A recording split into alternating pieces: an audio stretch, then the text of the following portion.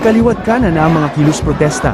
Karamihan ay pinangungunahan ng kabataan, laban kina Senator Joel Villanueva at Senator Jinggoy Estrada. Ayon sa mga grupo, hindi na raw katanggap-tanggap ang mga isyu at kontrobersyang kinasasangkutan ng dalawang senador. Sa kabila ng mainit na panawagan, nananatiling tikom ang bibig ng kampo ni Villanueva at Estrada. Patuloy namang umaapila ang mga kabataan sa Senado na pakinggan ang kanilang tinig at tugunan ang kanilang panawagan. Ngunit sa kabila ng pagbubunyag ni Pangulong Marcos sa mga umano'y anomalya, marami pa ring Pilipino ang nagsasabing ang mismong Pangulo ang dapat managot sa mga pagnanakaw.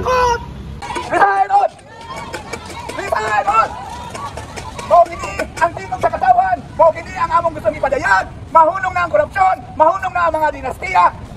Himuan og klaro nga solusyon, kabahin sa problema sa korupsyon, manubag ang mga politiko, manubag ang mga kontraktor, manubag ang mga opisyal sa DPWH. Mo gini ang gusto namong ipadayag sa pagkakaroon karong adlaw pinaagi sa isa ka synchronized, coordinated, joint balance action sa tibuok nasod. Resign on! Ikaw, sino ba talaga ang dapat papanagutin, mga senador na binabatikos o ang mismong Pangulo?